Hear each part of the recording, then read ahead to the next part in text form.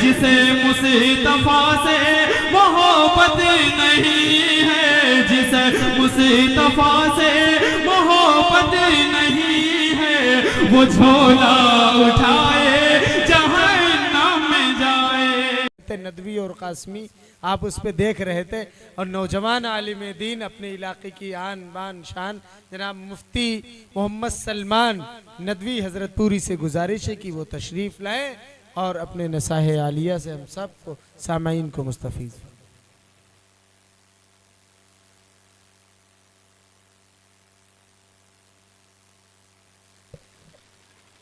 بسم اللہ الرحمن الرحیم، نحمده ونصلي على رسوله الكريم، اما بعد، اعوذ باللہ من الشیطان الرجیم، بسم اللہ الرحمن الرحیم۔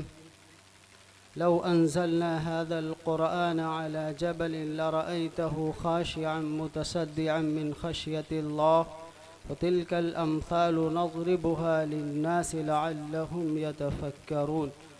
وقال النبي صلى الله عليه وسلم من قرأ القرآن وعمل بما فيه ألبس والداه تاجا يوم القيامة زوءه أحسن من زوء الشمس في بيوت الدنيا لو كانت فيكم فما ظنكم بالذي عمل بهذا أو كما قال النبي صلى الله عليه وسلم۔ محترم سامعین کرام، اسٹیج پر جلوہ افروز علماء کرام، اساتذہ کرام اور پردہ نشین پاک باز خواتین، ماؤں اور بہنوں، اللہ تعالیٰ کا عظیم احسان، اس کا فضل ہے کہ اللہ رب العزت نے تکمیل قرآن کے اس پروگرام میں، اس جلسے میں، اس محفل میں ہمیں اور آپ کو جمع ہونے کی توفیق عطا فرمائی۔ سامعین کرام، علماء کرام کے آپ نے بیانات سنے، اور یقیناً قرآن کی فضیلت ایک ایسا موضوع ہے کہ اس میں جتنا بھی غوطہ لگایا جائے قرآن کریم کے حق کو ادا نہیں کیا جا سکتا۔ قرآن کی تعریف کے لیے یہی صرف کافی ہے کہ اللہ فرماتے ہیں کہ قرآن یہ میری کتاب ہے۔ اگر غور کیا جائے، ایک انسان صرف یہ سمجھ کر کے اللہ کے کلام کی تلاوت کرے کہ قرآن کی نسبت اللہ تعالیٰ سے جڑی، اور قرآن یہ ایک معجزہ ہے، یہ ایک کلاسیکل کتاب نہیں ہے، کلاسیکل بک نہیں ہے، بلکہ ایک معجزہ ہے، اور ایسا معجزہ جیسے موسیٰ علیہ السلام کو عصا کی شکل میں دیا گیا، عیسیٰ علیہ السلام کو قم بإذن اللہ کی شکل میں دیا گیا، سلیمان علیہ السلام کو انگوٹھی اور تخت کی شکل میں دیا گیا، اسی طرح سے محمد عربی صلی اللہ علیہ وسلم کو یہ معجزہ قرآن کریم جیسی کتاب سے دیا گیا۔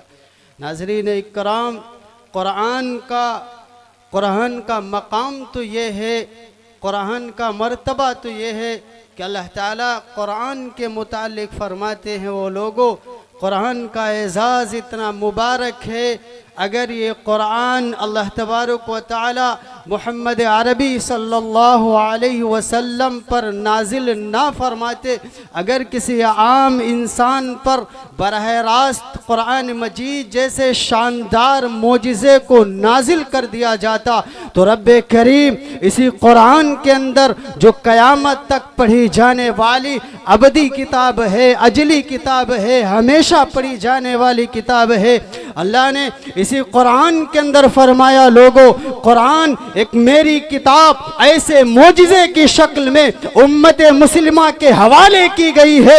رب تعالیٰ فرماتے ہیں، لو انزلنا هذا القرآن على جبل لرأيته خاشعا متصدعا من خشية اللہ۔ رب کریم فرماتے ہیں، لوگوں قرآن ایسا معجزہ ہے، اگر براہ راست ہم کسی پہاڑوں پر نازل کر دیتے، تم پہاڑوں کو ایسے دیکھتے جیسے کہ دھماکوں سے اڑا دیا گیا ہو۔ انسان کا دل اگر اللہ مضبوط نہ کرتے، تم انسانوں کو دیکھتے۔ قرآن اگر ڈائریکٹلی کسی انسان پر نازل کر دیا جاتا، انسان کے چیتھڑے اڑ جاتے۔ کسی انسان کے بس کی یہ بات نہیں تھی کہ اللہ کے قرآن کے معجزے کو برداشت کرے۔ رب کریم فرماتے ہیں، لوگو الرحمن علم القرآن، اللہ اپنی طرف نسبت کرتے ہیں، لوگوں قرآن میں نے پڑھنا سکھایا، ورنہ دنیا کے کس حافظ کے بس میں یہ بات تھی کہ قرآن کا ایک لفظ پڑھ سکے، زبان کے ٹکڑے ہو جاتے، بڑی بڑی ہستیاں مٹ جاتی۔ قرآن جیسا معجزہ عام انسان برداشت کرنے سے قاصر اور عاجز ہو جایا کرتا۔ قرآن اللہ تعالیٰ نے اس طرح معجزے کی شکل میں دیا گیا۔ محترم سامعین اکرام، قرآن جو بچے قرآن کے عالم ہیں، قرآن کے حافظ ہیں، قرآن کو پڑھنے والے ہیں، ان کے رتبے کا آپ اندازہ نہیں کر سکتے۔ میرے سامنے جتنے بھی سامعین ہیں، میں ان سب کو مخاطب کر کے کہتا ہوں کہ قرآن ایک ایسی کتاب ہے جس کی نسبت اللہ کے قرآن سے جڑ جاتی۔ صرف نسبت کے جڑنے سے انسان کا مقام و مرتبہ کتنا بڑھتا ہے، آپ پڑھنے والے کا اندازہ اس سے کر سکتے ہیں۔ آپ ایک سادہ ورق لیں، اس پہ کچھ نہ لکھا ہو، سادے ورق کی کوئی اہمیت نہیں، آپ اس کا احترام کریں یا نہ کریں، آپ نے رکھ دیا ایک جگہ ٹھیک ہے، لیکن اگر اسی ایک ورق پر قرآن کی ایک آیت لکھ دی جائے، قاری صاحب بیٹھیں، اگر اسی ورق پر ایک آیت الف لام میم ذالک الکتاب لکھ دیا جائے، اب انسان پر واجب ہے کہ اس ورق کا احترام کرے۔ کیوں؟ پہلے یہ صرف سادہ ورق تھا، اب اس کے اندر اللہ کا قرآن آ گیا۔ ایک رحل ہے لکڑی، آپ دروازے کے لیے استعمال کریں، آپ کھڑکی کے لیے استعمال کریں، کوئی حرج نہیں، لیکن اگر اسی لکڑی کی رحل بنا لی جائے، اب اس رحل پر اگر آپ پیر رکھ رہے ہیں، یہ ادب کے خلاف ہے اور حرام۔ کیوں؟ لکڑی کی نسبت اللہ کے کلام سے جڑنے سے ایک جزدان کپڑا آپ کہیں پر بھی پھینک دے کوئی حرج نہیں، لیکن اگر اسی کپڑے کو جزدان بنا دیا جائے، اس میں اللہ کے قرآن کو لپیٹا جائے، رکھا جائے، اب آپ پر واجب ہے کہ اس کپڑے کا احترام کریں۔ کیوں؟ پہلے یہ صرف کپڑا تھا، لیکن اب اس کی نسبت اللہ کے قرآن سے جڑ چکی۔ نماز کا معاملہ، نماز میں افضل کیا؟ انسان قیام بھی کرتا ہے، رکوع بھی کرتا ہے، سجدہ بھی کرتا ہے، لیکن سب سے افضل قیام ہے، کھڑے ہونا۔ اگر کوئی رکوع کی حالت میں یہ سوچے کہ ہم قل هو اللہ احد 3 بار پڑھ لے، ایک مکمل قرآن کا ثواب نہیں پڑھ سکتا۔ رکوع ذلت کی حالت، اللہ کا کلام ادباً کھڑے ہو کر کہا جائے گا، پڑھا جائے گا۔ اب میں ادنا سا طالب علم آپ کے سامنے یہ بات پیش کرتا ہوں، ایک عام انسان اس بات کا اندازہ کرے اور اندازہ کرے اپنی ہستی کا کہ جب اللہ کے کلام سے نسبت جڑنے کی وجہ سے لکڑی کا احترام بڑھ جاتا ہے، جب قرآن سے نسبت جڑنے کی وجہ سے کاغذ کا احترام بڑھتا ہے، جب قرآن سے نسبت جڑنے کی وجہ سے ورق کا احترام بڑھتا ہے، نماز کا احترام بڑھتا ہے، آپ اس لڑکے کا کیا احترام کر سکتے ہیں جس بچے نے اپنے دل میں، اپنے سینے میں اللہ کے پورے کلام کو محفوظ کر لیا ہو؟ دنیا کا رہنے والا انسان اس لڑکے کے مقام و مرتبے کا کیا اندازہ کر سکتا ہے؟ آج ہمارے اور آپ کے درمیان حفاظ کی ناقدری ہے۔ آج حفاظ کو وہ اہمیت نہیں دی جاتی جو یقینی طور پر، حقیقی طور پر، معنی طور پر ایک حافظ قرآن کی ہونی چاہیے۔ ہماری بستی میں اگر کوئی MBBS پڑھ کر آتا ہے، اس کے لیے ہم پلکیں بچھاتے ہیں۔ آج فلاں صاحب کا لڑکا ڈاکٹر اور انجینئر بن کے آیا، کوئی اگر دنیا کا میچ جیت کر آتا ہے، ہم اس کے لیے اپنے پلکیں بچھاتے ہیں کہ آج میرا دوست یہ کلاس پایا یا میچ جیت کر کے آیا ہے۔ لیکن قربان جاؤ، جب کوئی حافظ قرآن ہوتا ہے تو عوام میں اس طرح کی دلچسپیاں نہیں پیدا ہوا کرتی۔ کیا سمجھتے آپ؟ قرآن ایک ایسی ڈگری ہے، جو بچے حافظ قرآن ہوتے ہیں، خدا کی قسم، قسم با خدا، دنیا سے لے کر آخرت تک ہر مقام پر ان کا رتبہ افضل ہے، اور ان کا مقام آپ دیکھیں گے میدان محشر میں علماء موجود ہوں گے۔ جب قیامت کا دن ہے، جب قیامت کا دن ہوگا، لوگ نفسی نفسی کے عالم میں پڑے ہوں گے، یا آپ کا MBBS بیٹا اللہ کے سامنے کھڑا ہوگا، یہ تر تر کانپ رہا ہوگا، یا آپ کا یہ ہندی नहीं पढ़ा लिखा बेटा अपने बाप को छोड़कर भागेगा। अल्लाह के नबी ने फरमाया एक बंदा अपनी एक नेकी की तलाश में दौड़ कर जाएगा अपने बाप के पास, अब्बा जान आप तो मेरे लिए बड़ी कुर्बानियां पेश करते थे, अब्बा जान मैं तेरा लगते जिगर हूँ। वो लगते जिगर 2-2 बजे रात में गाड़ी लेकर अस्पताल तक आपने पहुंचाया।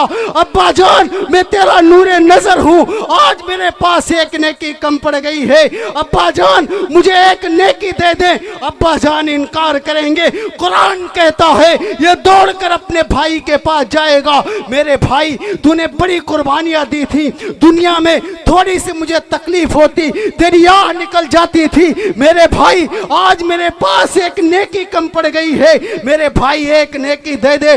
खुदा की कसम अल्लाह का कुरान कहता है यौम यफिरुल मरउ मिन अखीही व उम्मिही व अबीही व साहिबतिही व बनी। एक बेटा अपने बाप को छोड़कर भागेगा, भाई भाई को छोड़कर भागेगा।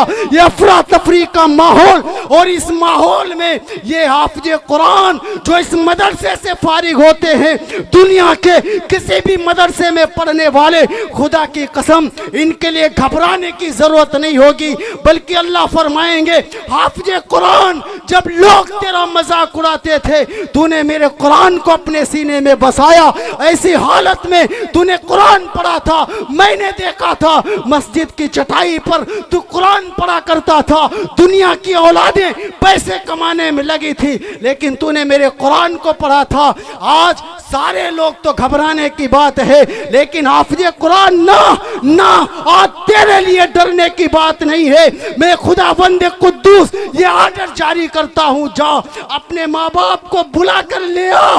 वो तेरे माँ बाप जब लोग पैसे कमाकर, सबके बेटे पैसे कमाकर अपने बाप को दिया करते थे, उनके सीने चौड़े हो जाते। आज मेरे बेटे ने 10,000 रुपये कमा कर दिए, अल्लाह फरमाएगा जा हाफिज कुरान जा सारे मजमे में तलाश करके ले आ अपने वालिदैन को। मैं खुदावंद कुद्दूस उनके सरों पर सारे मजमे के सामने आज ऐसा ताज सजाऊंगा, ऐसा ताज होगा, इतना चमकदार ताज होगा जिसकी रोशनी दुनिया के चांद और सूरज की रोशनी से पढ़ करके होगी।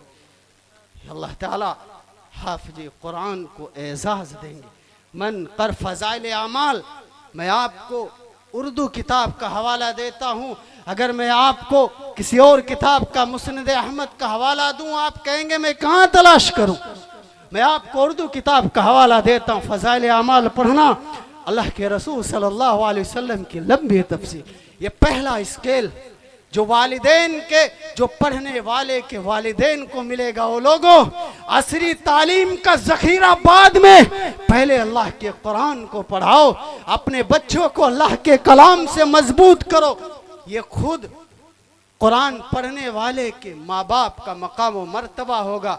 मैं आपको दूसरा इनाम बताता हूँ जो हाफिज कुरान को मिलेगा कि उनके महल्ले वाले, उनके पड़ोस वाले, जो अगर बस्ती का एक बेटा पढ़ने के लिए जाता तो महल्ले वाले इंतजार में अपनी पलकें बिछाते थे। मैं उनका भी एजाज बताता हूँ, अगर एक बेटा हाफिज कुरान होता तो महल्ले वालों के दिलों में खुशी पैदा होती और आइज़ा और अकारिब के दिलों में खुशी पैदा होती। इस हाफिज कुरान की बदौलत इनको भी इनाम मिलेगा और इनको ऐसा इनाम अल्लाह देंगे यकीनन दुनिया दंग रह जाएगी। इस तरह का मकाम हजरत मौलाना पीर जुल्फ़िकार अहमद नक्शबंदी रहमतुल्लाह अलैह ने किताब मौत की तैयारी सफ़ा नंबर 114 में लिखते, यकीनन जब नफ्सी का आलम होगा, हालतें बेकरार होंगी, एक नेकी के लिए इंसान मोहताज होगा, तड़फ रहा होगा। ऐसी हालत में जब जहन्नम और जन्नत के फैसले हो रहे, कुछ लोग ऐसे होंगे जिनके लिए जहन्नम का फैसला हो रहा होगा। अल्लाह के नबी सल्लल्लाहु अलैहि वसल्लम ने फरमाया, लोगों डरो क़यामत के दिन से, डरो उस दिन से जब लोग पसीने में शराबोर होंगे, कोई अपने टखनों तक, कोई घुटनों तक, कोई कमर तक और कोई छाती तक पसीने में शराबोर होगा। ऐसा मैदान महशर अल्लाह ने फरमाया, कल्ला ला वज़र, पूरे मैदान में आज कहीं छुपने की जगह नहीं है। ये सारे लोग पसीने में शराबोर होंगे, सूरज बिल्कुल करीब कर दिया जाएगा, मारे तपिश के इंसानों के सर फट रहे होंगे। ऐसी हालत में अल्लाह फरमाएंगे हाफिज़े कुरान, तेरे कुरान से मुझे इतनी मोहब्बत है, अपने कलाम से मुझे इतनी मोहब्बत है, तेरी मेहनत से इतनी मोहब्बत है, हाफिज़े कुरान मैं तुझे खाली नहीं रखूंगा। अल्लाह फरमाएंगे आज सारे डॉक्टरों के पसीने छूट रहे हैं, आज सारे इंसानों के पसीने छूट रहे हैं। हाफिज़े कुरान जा, तू जा अपने महल्ले वालों में से, अपने रिश्तेदारों में से, अपने गांव वालों में से 10 ऐसे लोगों को ले आ जिनके लिए मैंने जहन्नम का फैसला कर दिया है, जिन पर जहन्नम वाजिब हो चुकी है। लेकिन आज दुनिया वाले भी देखें जो मेरे कलाम से वाबस्ता होते हैं, उनका रुतबा मैं कितना बढ़ाता हूँ। अल्लाह फरमाएंगे हाफिज़े कुरान से फरमाएंगे जा अपने महल्ले वालों में से 10 ऐसे अफराद को ले आ जिन पर जहन्नम वाजिब हो चुकी है। मैं खुदावंदे कद्दूस आज तेरी सिफारिश की वजह से उन सब के लिए मैं जन्नत का फैसला करता हूँ। गौर करें कितना बड़ा जहन्नम का फैसला, जिन पर जहन्नम वाजिब हो चुकी है उनके लिए अल्लाह ताला जहन्नम का फैसला करेंगे। हाफिज़े कुरान के रुतबे, उनके मर्तबे का आप अंदाजा नहीं कर सकते। उलमा मौजूद है और उस्ताजुल उलमा कारी अबरार साहब स्टेज पर जलवा अफरोज हैं। आप तहकीक करना हाफिज़े कुरान के मकाम को अल्लाह के नबी ने बयान किया। जब क़यामत का दिन होगा हाफिज़े कुरान आएगा, अल्लाह के सामने हिसाब देने के लिए सामने पर्दा पड़ा होगा। एक तरफ अल्लाह ताला मौजूद है और एक तरफ ये बंदा खड़ा है। अल्लाह ताला हाफिज़े कुरान को उसके गुनाह शुमार कराएंगे। मेरे बंदे तूने ये गुनाह किया था, मेरे बंदे तूने ये गुनाह किया था, मेरे बंदे तूने ये गुनाह किया था। ये हाफिज़े कुरान मारे थर थर कांप रहा होगा। अल्लाह फरमाएंगे मेरे बंदे ना, तूने मेरे कुरान को पढ़ा, तूने मेरे कुरान को अपने सीने में महफूज रखा। मेरे बंदे अगर तुझे सजा देनी होती मैं तुझे दुनिया में अपना कुरान ना देता। मैंने तुझे दुनिया में अपना कुरान दिया इसलिए था ताकि आज के दिन तेरी मगफिरत करके तेरे लिए जन्नत का फैसला करूं। ये हाफिज़े कुरान का मर्तबा होगा, ये मकाम होगा जब लोग नफ्सी नफ्सी के आलम में पड़े होंगे। हुफ्फाज का मजाक उड़ाने वालों, उलमा का मजाक उड़ाने वालों, इनकी तौहीन करने वालों, मदारिस का मजाक उड़ाने वालों सुनो और जानो हाफिज़े कुरान का मर्तबा कितना बड़ा है। क़यामत के दिन अल्लाह ताला हाफिज़े कुरान से फरमाएंगे तहकीक करना। अल्लाह के नबी ने फरमाया इक़रा वरतकी वरतिल कमा कुंता तुरतिल फी दुनिया फ़इन्ना मंज़िलका इंद आखिरी आयतिन तक़रऊहा। अल्लाह फरमाएंगे हाफिज़े कुरान से आज मैं तुझसे इतना खुश हूँ, इतना राज़ी हूँ, मैं खुदावंद कुद्दूस मैं तेरे लिए आर्डर जारी करता हूँ। जा सारे लोग तो आज हिसाब में पड़े हैं, हाफिज़े कुरान जा तू जन्नत के दर्जों पर चढ़ता जा, अल्लाह का कुरान पढ़ता जा, जन्नत के दर्जों पर चढ़ता जा। तेरा आखिरी मकाम वही होगा जब तू आखिरी आयत पर पहुंचेगा। मुफस्सिरीन ने लिखा है कि कुरान के अंदर 6666 आयतें हैं और अल्लाह ने जन्नत के दर्जे भी 6666 बनाए। अब गौर करें जब एक बंदा अलिफ लाम मीम से पढ़कर वन्नास तक जाएगा तो मेरा ख्याल है जन्नत का सबसे लास्ट दर्जा उसे मिलेगा।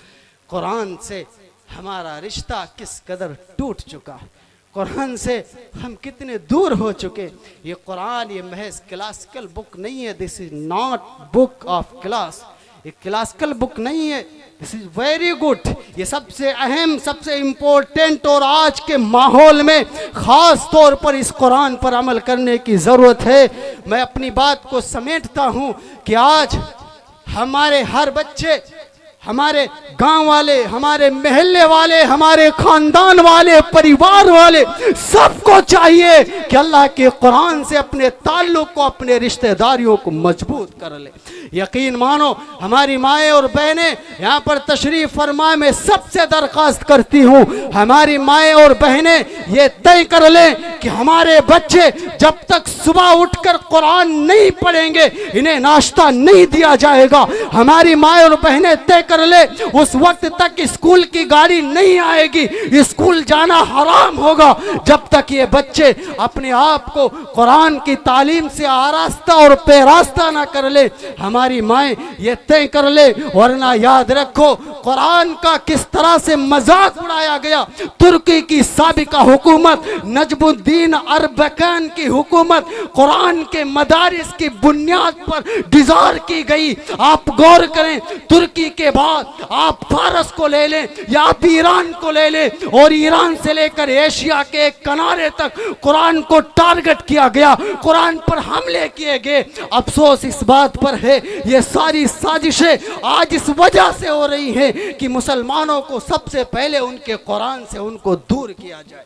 آج ہمارے نوجوان یہ طے کر لیں، یہ دشمنان اسلام جتنی بھی کوشش کر لیں، یہ جتنی بھی جستجو کر لیں، ہم اللہ کے قرآن کو سینے سے لگائیں گے۔ مسلمان طے کر لے، خدا کی قسم جب تم قرآن کو مٹانے کی کوشش کرو گے ہماری زندگیاں اللہ کے قرآن کے لیے وقف ہو جائیں گی، ہم قرآن کے نغمے گائیں گے، قرآن سے ہمارے رشتے اور ہمارے تعلق مضبوط ہوتے جائیں گے۔ میرا عزیز ساتھی اور دوست، بس 1 منٹ اور مانگ کر لیتا ہوں کہ قرآن یہ ایسی نسبت ہم سب کو، اس سے اگر نسبت ہے تو دنیا اور آخرت میں کامیابی۔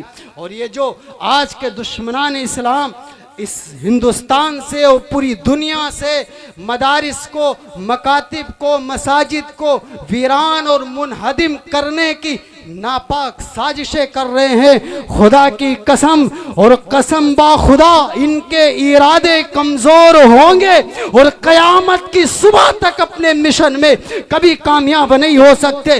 اس لیے کہ حفاظت کی ذمہ داری یہ انسانوں کی نہیں ہے، رب العالمین کی ہے، اور رب العالمین کا وعدہ ہے دنیا میں قرآن رہے گا تو دنیا رہے گی، مدارس ہیں تو دنیا ہے، مکاتب و مساجد ہیں تو دنیا ہے۔ خدا نہ خواستہ اگر یہ مدارس اور یہ مکاتب مٹا دیے گئے تو میں نہیں، یہ علماء نہیں، یہ اللہ فرماتے ہیں اذا السماء انشقت، قسم خدا کی آسمان پھٹے گا، القاریۃ ملقاریہ، بڑا عظیم حادثہ پیش آئے گا، اذا زلزلت الارض زلزالہا، زمین کے اندر زلزلہ آ جائے گا اور قیامت برپا ہو جائے گی۔ قرآن ہے تو دنیا ہے، قرآن نہیں ہوگی تو پھر دنیا نہیں ہوگی۔